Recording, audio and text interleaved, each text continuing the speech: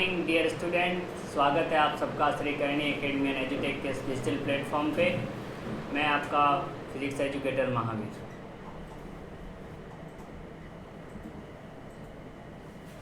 Class 12th Hindi medium lecture number जो है chapter number 3 आज स्टार्ट होने वाला है बच्चों। तो जल्दी से जल्दी आप लोग कनेक्ट हो जाइए, जुड़ जाइए और अपने नियर डियर जो भी है उनको भी शेयर कर दीजिए। ओके, जल्दी से जल्दी आप क्लासेज में जुड़ जाइए। और जो बच्चे रेगुलर नहीं हैं, आपके फ्रेंड हैं, फैमिली मेम्बर्स हैं, जो भी हैं, उनको भी ज़रूर बोला करें कि क्लास में ज़रूर आएँ। कुछ बच्चे रेगुलरली आ रहे हैं तो काफ़ी अच्छा रेस्पॉन्स भी दे रहे हैं। ये नया लेक्चर है, नया चैप्टर है, तो आपके लिए फ़ायदेमंद रहेगा कि आप क्लास में ज़रूर आएँ। फर्स्ट 1-2 क्लासेस के बाद जो है बाद में आओगे तो पंगा तो होगा ही, वो उस तरीके से समझ नहीं आएगा जो शुरुआत में आ सकता है। तो कोशिश करें आप लोग क्लास में आने का। ओके,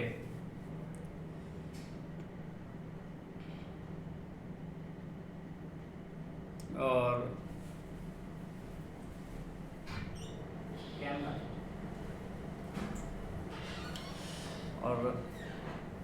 मैं वेट कर लेता हूँ 1-2 मिनट। तब तक आप जो है अपने नोट्स वगैरह देख लें, पुराने थोड़े बहुत इलेक्ट्रिक फील्ड वगैरह के बारे में, हो सकता है काम आए कुछ चीज़ें।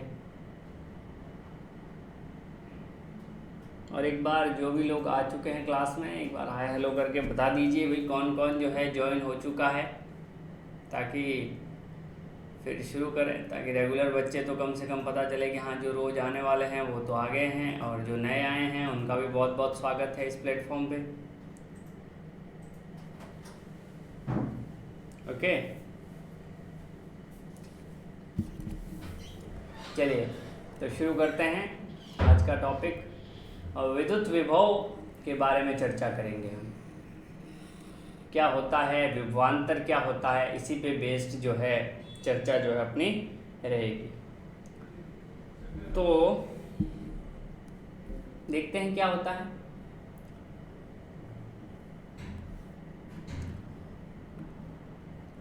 मान लो कि इस तरह से कुछ charges Q1, Q2, Q3, Q4 ऐसे रखे हुए हैं, और इनकी वजह से कोई इलेक्ट्रिक फील्ड है, मान लेते हैं इस तरह का।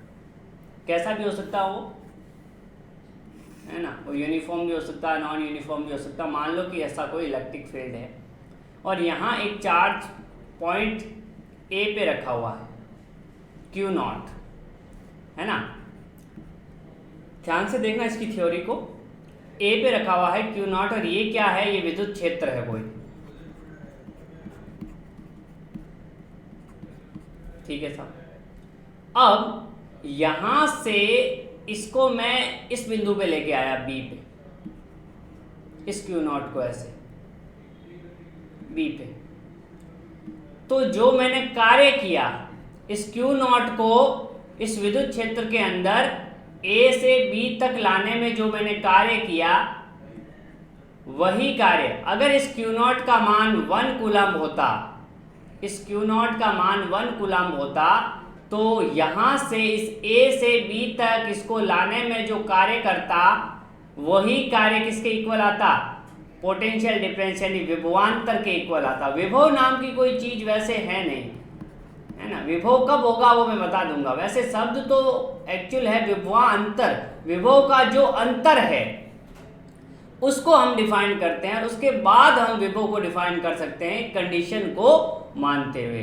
तो ध्यान रखिए, इस Q0 की जगह अगर मैं लिख दूं प्लस का 1 कूलम्ब, क्योंकि कन्वेंशनली हम पॉजिटिव चार्ज लेते हैं, तो प्लस का 1 कूलम्ब अगर मैं इस बिंदु A से इस बिंदु B तक लेके आऊं, देखो मैंने 3 रास्ते बनाए हैं, 1, 2, 3, तीनों रास्तों के लिए कार्य जो है वो सेम रहेगा, ये ध्यान रखना पहली बात।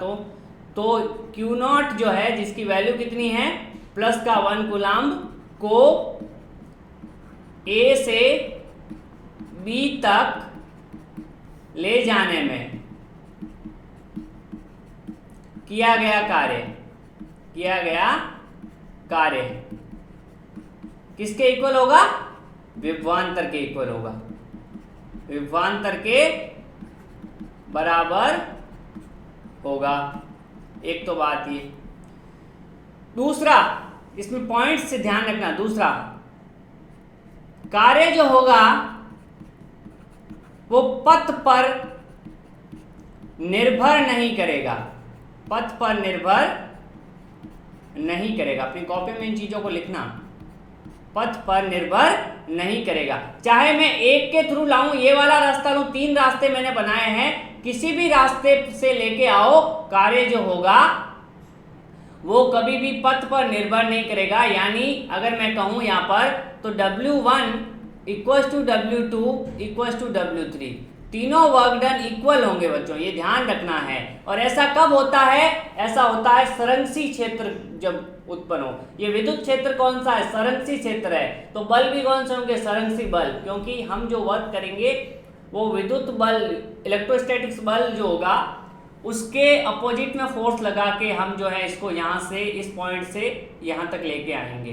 तो ये क्या है? संरक्षी क्षेत्र है। तो संरक्षी क्षेत्र में किया गया कार्य जो होगा वो कभी भी पथ पर निर्भर नहीं करता है। ये दोनों बातें। और तीसरा पॉइंट है इसमें, आवेश को धीरे धीरे लाया जाता है। ये बहुत इंपॉर्टेंट चीज है, धीरे धीरे लाया जाता है एक बिंदु से दूसरे बिंदु तक। क्यों? ताकि उसकी गतिज ऊर्जा में परिवर्तन नहीं हो, परिवर्तन नहीं हो। क्योंकि अगर गतिज ऊर्जा में परिवर्तन होगा तो कार्य ऊर्जा पर में से देखिए, गतिज ऊर्जा में परिवर्तन किए गए कार्य के बराबर होगा, यानी कोई एक और एक्स्ट्रा कार्य हमें करना पड़ जाएगा। तो हम आवेश को बहुत धीरे धीरे लाते हैं ताकि उसकी गतिज ऊर्जा में कोई परिवर्तन नहीं हो। किया गया कार्य पथ पर निर्भर नहीं करता, मतलब चाहे आप इस पॉइंट, अगर यहाँ पर कोई पॉइंटर यहाँ लेके आ रहे हो तो चाहे आप ऐसे लाओ, चाहे ऐसे लाओ, चाहे ये सीधा वाला लाओ, तीनों पथ में कार्य जो होगा वो बराबर होगा, यानी पथ पर निर्भर नहीं करेगा। ये सारी चीजें यहां तक समझ आया? विभवांतर का बेसिक थीम समझ में आया कि एक पॉइंट से दूसरे पॉइंट तक किसी आवेश को धीरे धीरे लेके जाया जाता है ताकि उसकी गतिज ऊर्जा में परिवर्तन नहीं हो, विभवांतर के बराबर होगा, किया गया कार्य पथ पर निर्भर नहीं करेगा, किया गया कार्य पथ पर निर्भर नहीं करेगा। बात क्लियर हुई? अगर क्लियर हुई है तो CLR लिखिए। एक विद्युत क्षेत्र है आपके पास, अलग अलग आवेशों की वजह से, वहां से एक आवेश को एक बिंदु से दूसरे बिंदु तक मैं लेके जा रहा हूं और वो जो कार्य करता हूं वो विभवांतर के इक्वल होगा, क्योंकि आवेश का मान मैंने +1 कूलाम रखा है। इस +1 कूलाम को बोलते हैं एकांक धनावेश, एकांक धनावेश, यानी जिसका परिमाण 1 है और कैसा है? धनावेश। बात आई होप क्लियरली समझ आई होगी। इसी चीज को हम देखते हैं यहाँ पे। ये देखिए फोटो के अंदर बहुत अच्छे से बना हुआ है। ये पॉइंट मैं ले लेता हूं बच्चों A, ये पॉइंट ले लेता हूं B। आप रेस्पॉन्स जरूर अपना कमेंट बॉक्स में दिया करें। इसका जो है यहां से लेके यहां मैं लेके जा रहा हूं। मान लेते हैं कि यहां का पोटेंशियल A है और यहां का पोटेंशियल B है, यानी विभव B है। तो विभवांतर जो होगा, विभव का जो अंतर होगा वो क्या होगा? यदि दो बिंदुओं A तथा B पर विद्युत विभव क्रमश VA तथा VB हो तो उनके मध्य विभवांतर की परिभाषा निम्न प्रकार से दी जाएगी, VB minus VA equals to WAB upon Q0। अब यहां से ध्यान दीजिए, VB माइनस VA ये क्या है? अब विभवांतर है, अंतर को लिखते हैं डेल्टा V से, और बराबर है ये WAB बट्टे Q0।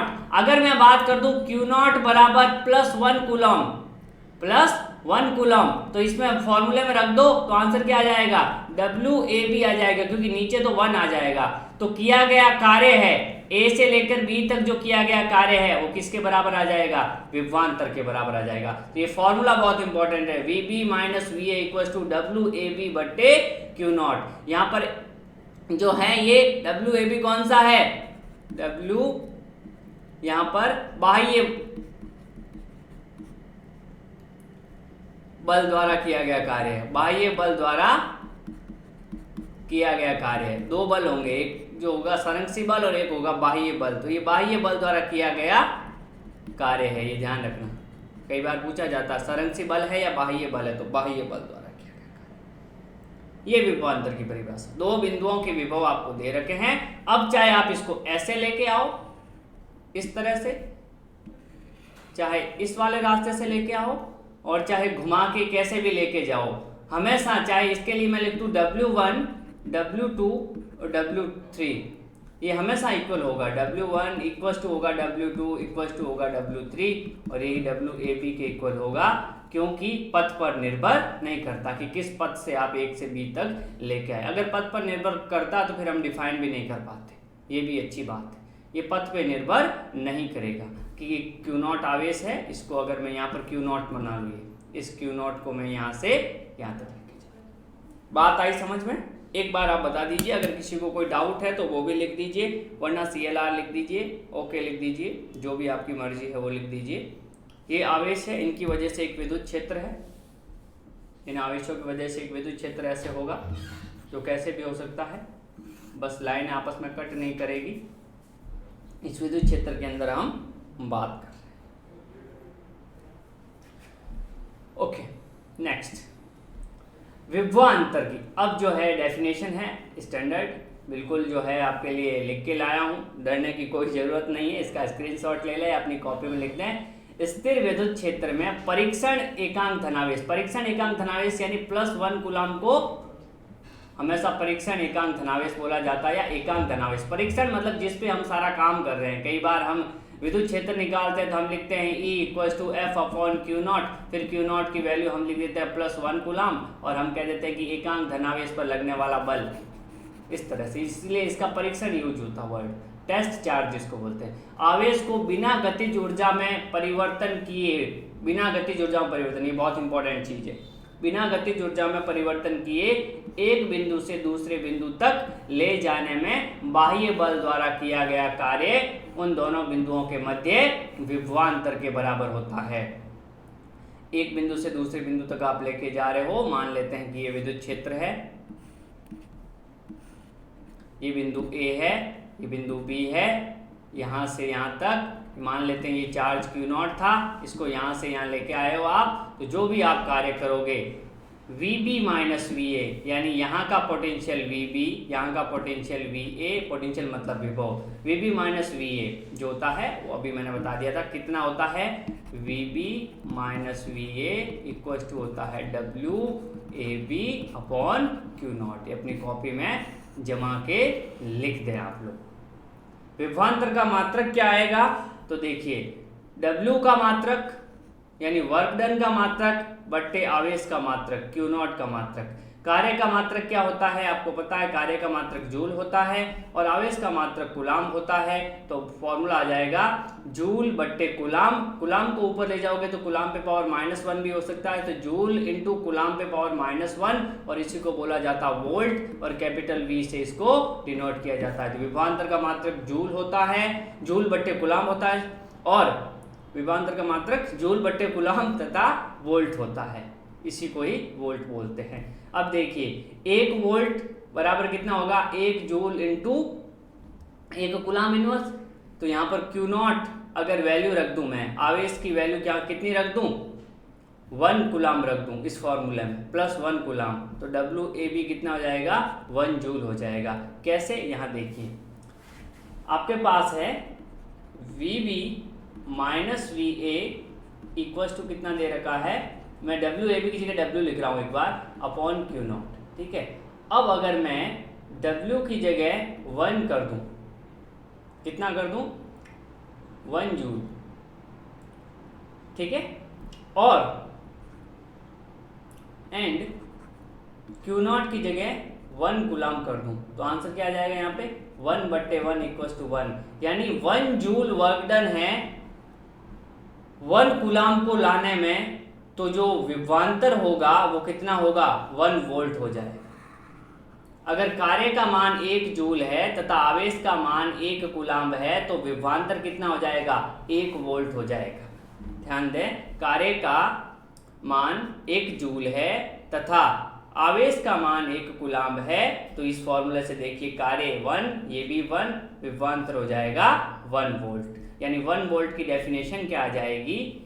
अर्थात एकांक धनावेश को यदि एक बिंदु से दूसरे बिंदु तक ले जाने में किया गया कार्य 1 जूल हो तो उन बिंदुओं के मध्य विभवांतर 1 वोल्ट होगा। यानी ये हो जाएगी 1 वोल्ट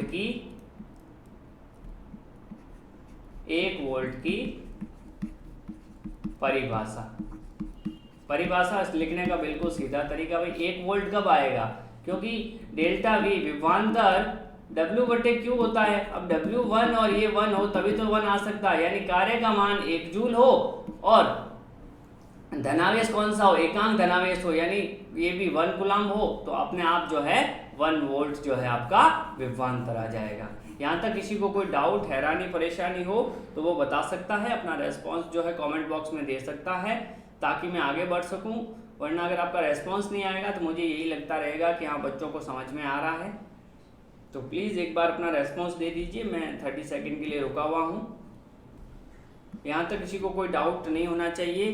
बिल्कुल एक ही फॉर्मूले के बारे में हमने बात की है, विभवांतर के बारे में। Delta V equals to W upon जो होता है Q0 होता है। Q0 यहाँ पर कुछ भी हो सकता है जनरल के लिए, और अगर 1 कूलाम्ब होगा तो बिल्कुल W जितना होगा उतना ही विभवांतर हो जाएगा। ये फॉर्मूला, और ये बाह्य होता है, ध्यान रखना। और अगर ये संरक्षी होता तो हो जाता -W संरक्षी। ये भी लिख लो अपनी कॉपी में, कई बार पूछा जाता है। अगर ये संरक्षी बल होता तो माइनस टाइम आ जाता। बात समझ में आई? बाह्य बल होता तो ये है, संरक्षी है तो माइनस टाइम आ जाता। तो आपको तो यही ध्यान रखना है, पूछ ले संरक्षी का तो माइनस टाइम हो जाता है। आई होप क्लियरली आपको समझ आया होगा। कहीं पे कोई दिक्कत है तो मुझे बता सकते हो।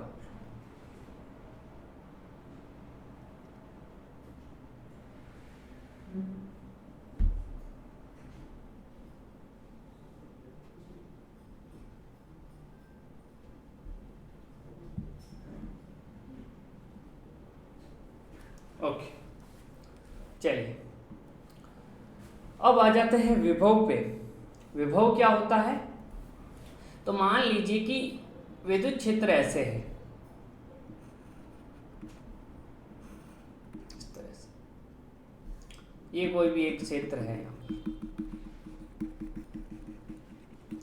ये जगह है इन्फिनिटी, अनंत, बहुत दूर है। कहने का मतलब अनंत का मतलब ऐसा नहीं कि अमेरिका में रख दिया। इसके विद्युत क्षेत्र जहाँ पे इसका प्रभाव बहुत कम है, यहाँ पर एक आवेश Q0 रखा हुआ है। ध्यान दीजिए, आवेश Q0 यहाँ रखा हुआ है। ये पॉइंट A है और ये भी। मैंने क्या बोला था, विभव हम डिफाइन नहीं कर सकते। विभव के लिए हमें कोई कंडीशन माननी पड़ेगी, तो यहाँ कंडीशन ध्यान देना। ये पॉइंट B है जो कि विद्युत क्षेत्र के अंदर है। यहाँ पर इस Q0 को मैं यहाँ लेके आ रहा हूँ धीरे धीरे, है ना, यहाँ लेके आ गया इस रास्ते से। रास्ता कोई भी हो सकता है, मैंने पहले ही बताया था, रास्ते पर निर्भर ही नहीं करता। ठीक है साहब, यहाँ लेके आ गए। अब हम ये मानते हैं, माना अनंत पर विभव जो होता है, हम ये मान लेते हैं अनंत पर विभव कितना होता है? 0 होता है। बस ये कंडीशन हमने मान ली, तो हम क्या मान लेते हैं?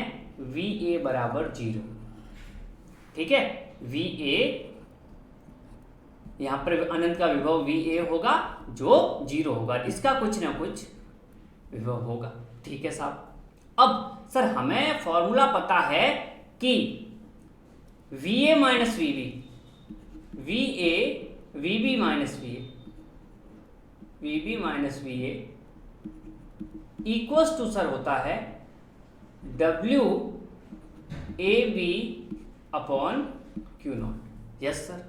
अब सर VB तो VB है, बिल्कुल। VA तो 0 है क्योंकि अनंत पर विभव कितना मान लिया है? ये कॉपी में लिखना, माना अनंत पर विभव 0 है। अनंत पर विभव 0 है सर, VA 0 हो गया, बिल्कुल सही। ए कहाँ पे है सर? ए अनंत पे है, तो यहाँ पे लिख दिया अनंत। कहाँ लेके आए हैं सर? बी पर लेके आए। किसको लेके आए हैं? क्यू नॉट को लेके आए। तो वी बी बराबर हो गया डब्ल्यू अनंत बी अपॉन क्यू नॉट, यानी वी बी को अगर मैं मान लेता हूं वी, तो अब ये विभव आ गया। बेसिकली हमने तो विभवा अंतर ही निकाला, देखिए अंतर ही निकाला है, लेकिन एक क्या हो गया था? 0 हो गया। तो अब मुझे प्योरली बी का विभव मिल गया। पहले मुझे विभवांतर मिल रहा था, लेकिन अगर एक को मैं 0 कर लूं तो विभवांतर जो होगा, मान लेते हैं 5 और 3 का अंतर कितना होता है? 2 होता है, लेकिन 5 और 0 का अंतर कितना हो जाएगा? 5 ही हो जाएगा, क्योंकि ये एक संख्या है, 2 संख्या। तो पहले हम अंतर निकाल रहे थे, अब एक को 0 कर लिया तो जो एक संख्या है वही उसका अंतर हो जाएगी। एक को 0 कर लिया तो अब जो संख्या है वही अंतर हो जाएगी, यानी अब मेरे पास विभव आ गया। तो विभव के लिए क्या करते हैं? अनंत से, अब इस प्रोसीजर को ध्यान से देखना, अनंत से एकांक धनावेश को विद्युत क्षेत्र के किसी बिंदु तक लाने में किया गया कार्य विभव के बराबर होता है। अनंत से, क्योंकि अनंत में क्या हो जाएगा? शून्य हो जाएगा विभव। ध्यान देना, अनंत में विभव शून्य हो जाएगा। तो अनंत से, देखो यहाँ पर W अनंत B, अनंत से विद्युत क्षेत्र के किसी बिंदु तक मैं लेके आ रहा हूं। अब आपसे कोई कह दे कि ऐसे लाओ, अरे भाई साहब कैसे ही लेके आओ, पथ पर तो निर्भर करेगा ही नहीं।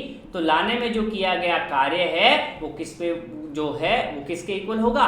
विभव के इक्वल हो जाएगा। आई होप बिल्कुल आपको समझ में आएगा। कोई तरीके की अगर यहाँ पर इस स्लाइड में दिक्कत है तो मुझे बता सकते हो। ये फर्क होता है विभव और विभवा अंतर में, क्योंकि अभी हम विभवा अंतर ही निकाल रहे हैं, पर क्योंकि एक 0 हो गया है इसलिए विभव आ गया है। और यही मैंने कहा था कि विभव एक रिलेटिव टर्म है।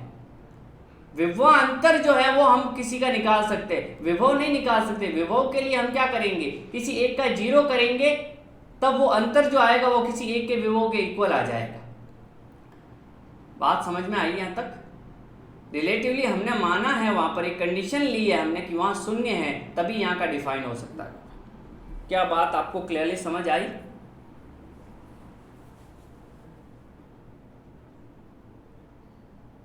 बताइए अगर कहीं पे कोई हैरानी परेशानी रही हो तो।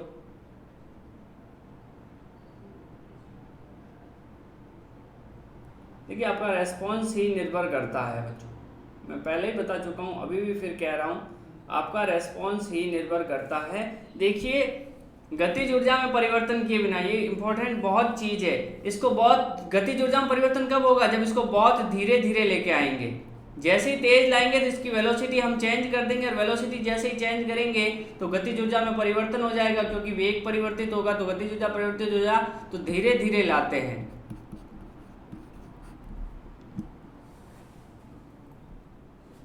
यहां से यहां तक किसी को कोई हैरानी परेशानी रही है तो बता सकता है।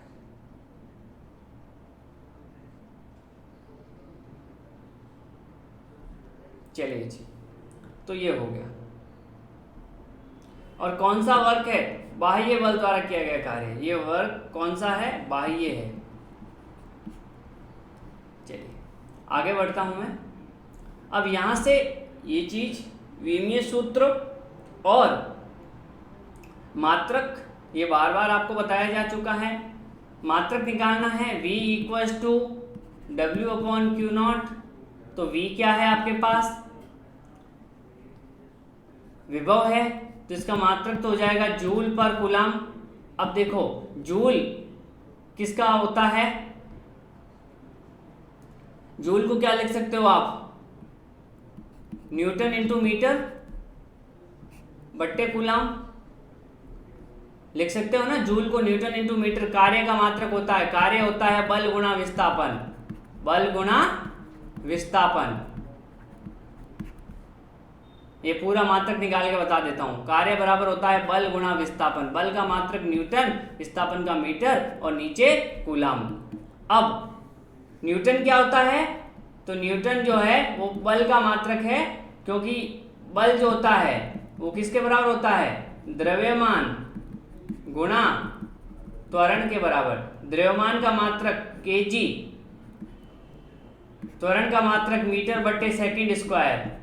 तो न्यूटन की जगह लिख दोगे केजी मीटर बट्टे सेकंड स्क्वायर इंटू, ये साथ में एक और मीटर आ गया, बट्टे में कूलाम क्या होता है तो आपको पता है, आवेश इंटू आवेश बट्टा समय बराबर होता है धारा, विद्युत धारा के बराबर। तो आवेश के लिए हो जाएगा, पहली क्लास याद करो, धारा इंटू समय। क्या हो जाएगा, धारा इंटू समय। धारा के लिए कितना हो जाएगा, एम्पियर, और समय के लिए सेकंड, एम्पियर इंटू सेकंड। तो नीचे हो जाएगा कूलाम की जगह एम्पियर इंटू सेकंड। अब ये आराम से निकाल सकते हो, देखो ये मीटर और मीटर, मीटर स्क्वायर बना देंगे तो ऊपर आ जाएगा केजी गुणा मीटर स्क्वायर, और नीचे क्या आ जाएंगे, देखो एम्पियर, और ये सेकंड भी नीचे आएगा, सेकंड पे पावर 3 आ जाएगी। तो केजी की वजह से क्या आ जाएगा यहाँ पर, ये तो आ जाएगा आपका मात्रक, तो मात्रक में केजी की वजह से आएगा m1, मीटर की वजह से आएगा कितना l स्क्वायर, और यहाँ पर टाइम की वजह से देखो कितना आ जाएगा, टोटल लिख रहा हूँ मैं, टोटल, तो ये टाइम ऊपर जाएगा कितना बनाएगा, टाइम पे पावर 3, तो ये 3 बन जाएगा, और a ऊपर जाएगा तो ये पे पावर -1 बन जाएगा। तो यहाँ वाला ये फाइनल आंसर ये आएगा आपका डायमेंशन का। केजी के लिए m1, मीटर स्क्वायर के लिए l स्क्वायर, टाइम ऊपर जाएगा क्योंकि नीचे है तो -3, और a पे पावर -1। तो ये आपकी डायमेंशन आ गई। और डायमेंशन को हमेशा बॉक्स में बंद करते हैं ऐसे। क्या ये क्लियर समझ हुआ? इसका रेस्पॉन्स जरूर दें, क्या डायमेंशन फॉर्मूला क्लियर समझ हुआ? क्योंकि बाद में मैं डायमेंशन सीधी लिखूंगा 1-2 लेक्चर के बाद, तो आपको समझना है कि डायमेंशन कैसे आती है, कि उसको मूल मात्रकों में बदल दो, और उसके बाद लंबाई है तो L, द्रव्यमान है तो M, टाइम है तो T, और करंट है तो A। कोई दिक्कत है किसी को?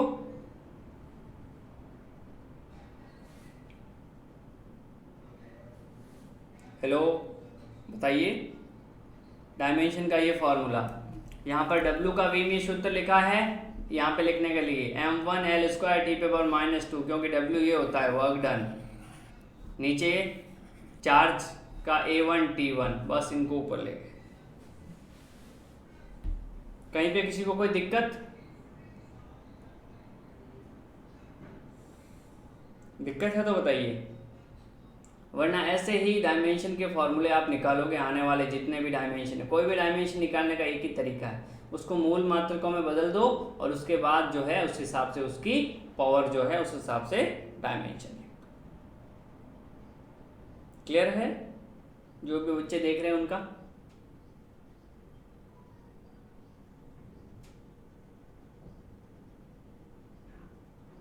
क्लियर है तो प्लीज रेस्पॉन्स दे दीजिए।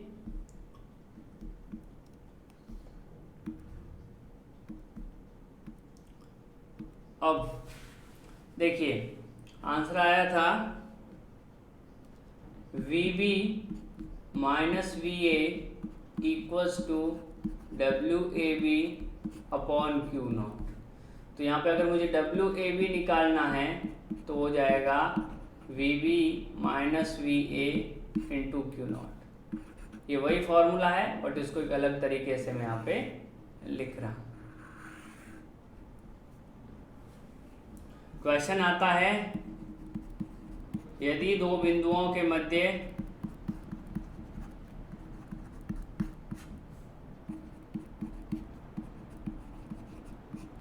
विभवांतर 20 वोल्ट है और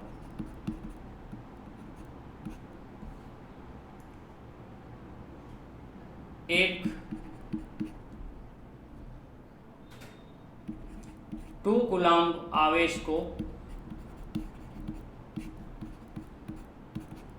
एक बिंदु से दूसरे बिंदु की तरफ ले जाया जाता है, एक बिंदु से दूसरे बिंदु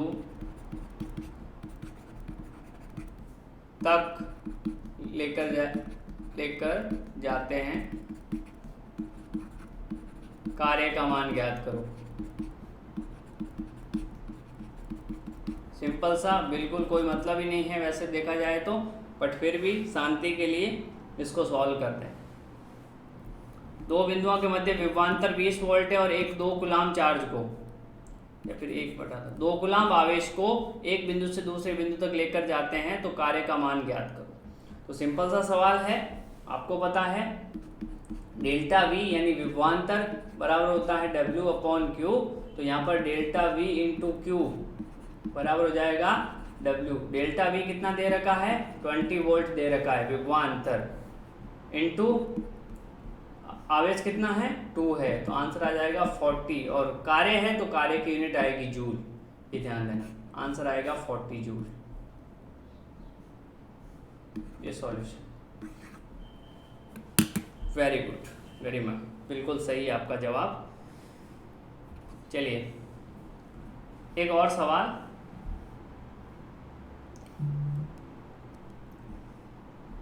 ये कर दीजिए आप, तो मुझे भी लगेगा कि हाँ काफ़ी जो हैं लोग सीख चुके हैं आज की क्लास। तो और एक इन्फॉर्मेशन आपके लिए, अभी जो नेक्स्ट क्लास होगी 11th की होगी बच्चों, इसके बाद 8:50 पे वहाँ पर मैं समाकलन करवाने वाला हूँ, समाकलन। और समाकलन 12th में बहुत इम्पोर्टेंट है, बहुत बार ये शब्द आप सुनोगे, और इस टूल के बगैर आपका जो है 12th का सिलेबस अधूरा है। समाकलन आपको आना चाहिए हर एक डेरिवेशन के लिए।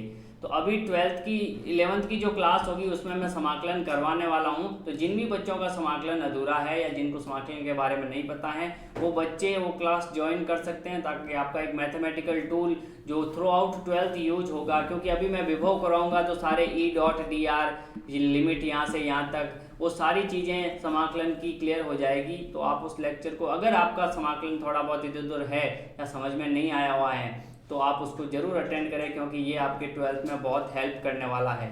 इसलिए मैं आपको रिक्वेस्ट कर रहा हूँ, ताकि जो मैं आगे वाले चैप्टर करवाऊँ तो मुझे भी दिक्कत नहीं आए। क्योंकि अगर आपको नहीं पता होगा तो मुझे बेसिक से जाना पड़ेगा, और वो आपका टाइम कंज्यूम करेगा।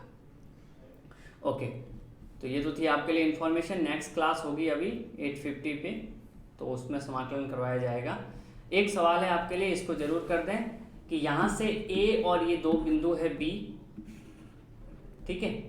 अब B से एक 2 माइक्रो कूलम चार्ज को यहां से यहां लाया जाता है, और वर्क डन होता है, कार्य जो होता है वो होता है 20 जूल। आपको बताना है विभवांतर कितना होगा। ये लास्ट सवाल है, इसको आप जो है अटेंड कर लें। B से A तक एक आवेश को लाया जाता है जिसका मान है 2 माइक्रो कूलम, और कार्य का मान होता है 20 जूल। तो विभवांतर कितना होगा? ये विद्युत क्षेत्र के अंदर ही दो है, तो कोशिश कीजिए with in 40 to 50 second answer देने की। तो यहां से देखिए,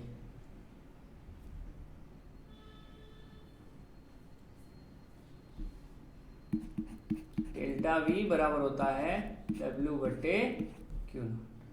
तो डेल्टा V, W कितना 20, Q0 कितना है 2, और कंफ्यूज करने वाला है माइक्रो कूलम, तो 10⁻⁻⁶। तो 2 से ये जाएगा 10 टाइम जाएगा, और ये 10 भी ऊपर बन जाएगा। तो डेल्टा V हो जाएगा 10⁻7, और वोल्टेज विभवांतर है तो यूनिट वोल्ट में आएगी, कैपिटल V। वेरी गुड गरिमा, बिल्कुल सही है आपका जवाब। तो ऐसे सवाल आ सकते हैं कि आपके पास 3 हैं, V, W और Q। ये दे दे तो ये पूछ लेगा, ये दे दें तो ये पूछ लेगा, और ये दे दें तो ये पूछ लेगा। कोई भी 2 दे देंगे, तीसरा आपको पूछ लेगा। कई बार आपको मान नहीं देंगे, जैसे देंगे इलेक्ट्रॉन, तो आपको ध्यान रखना कि इलेक्ट्रॉन है तो -1.6 × 10⁻⁻19। आपको कहेंगे प्रोटॉन, तो 1.6 × 10⁻⁻19। ऐसे भी कई बार देंगे, तो आपको उनके आवेश पता होने चाहिए। तो ये था आज का लेक्चर विभव और विभवांतर के बारे में। कल हम इसका कुछ और एडवांस देखेंगे, बिंदु आवेश के कारण कि भाई एक आवेश क्यों रखा हुआ है तो इसकी वजह से विभव क्या होगा, ये सारे तरीके हम देखने वाले हैं। तो आप विद्युत क्षेत्र को थोड़ा सा पढ़ के आना कल की क्लास में, जो कि Q/R² मैंने बताया था, E = ये फॉर्मूला, ताकि थोड़ा इजी हो जाए अपने लिए। तो नेक्स्ट क्लास में मैं यही डेरिवेशन आपको करवाने वाला हूँ, और अगर आपको समाकलन पढ़ना है तो अभी नेक्स्ट क्लास होगी, उसमें आप ज़रूर आएँ। Thank you very much. Next class में मिलते हैं। अगर आप नए हैं तो चैनल को सब्सक्राइब जरूर कर लें, बेल आइकन को प्रेस कर लें, वीडियो को शेयर जरूर करें, और रेगुलर क्लासेज में रहने की जो है थोड़ी सी कृपा करें। Thank you very much.